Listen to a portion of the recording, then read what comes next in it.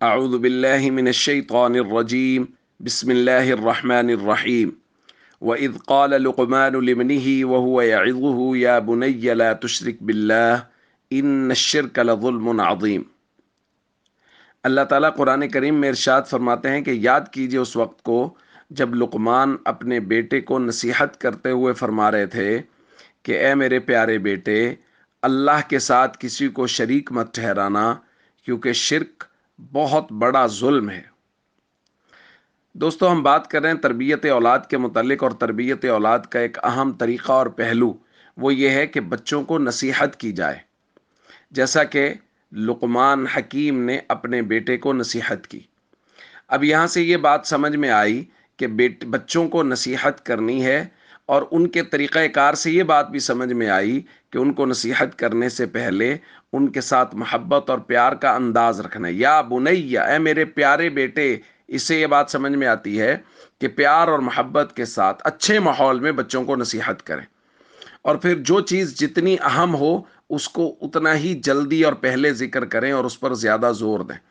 تو سب سے پہلی بات، جیسا کہ ہم پہلے بھی بات کر چکے، عقائد پر محنت کرنا بچوں کا، اور سب سے پہلے انہوں نے کہا لا تشرک باللہ، پیارے بیٹے اللہ کے ساتھ کسی کو شریک مت ٹھہرانا، کیونکہ شرک سب سے بڑا ظلم ہے۔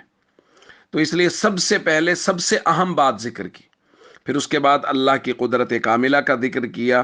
کہ کوئی رائی کے دانے کے برابر بھی اگر کوئی عمل ہے یا کوئی چیز ہے، اور چاہے وہ پہاڑوں میں چھپی ہوئی ہے، فَتَكُنْ فِي صَخْرَةٍ أَوْ فِي السَّمَاوَاتِ أَوْ فِي الْأَرْضِ يَأْتِ بِهَا اللَّهُ، وہ کہیں بھی ہے وہ اللہ کے علم میں ہے، اور اللہ اس کو ظاہر کر دیں گے، اللہ اس کو لے آئیں گے۔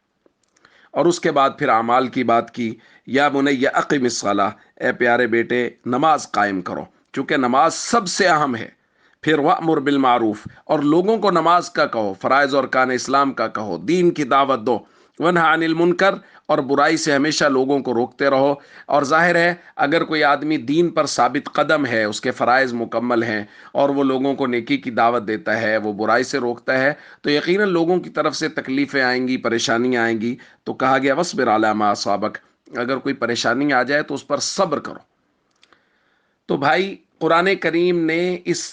ایک باپ کی اپنے بیٹے کو کی گئی نصیحتوں کا ذکر کیا ہے،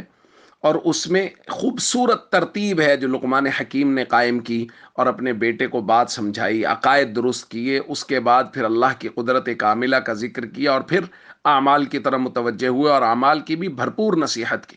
اس لیے ہم سب کو چاہیے اپنے بچوں کو اچھے ماحول میں محبت کے ساتھ بٹھا کے ان کے عقائد پہ محنت کریں، ان کے اعمال پہ محنت کریں، اور ان کو امر بالمعروف اور نہی عن المنکر کا فریضہ سمجھائیں، تاکہ وہ معاشرے کا ایک مثبت، اور معاشرے کا ایک ہمدرد، اور معاشرے کا ایک کارآمد پہلو ہو۔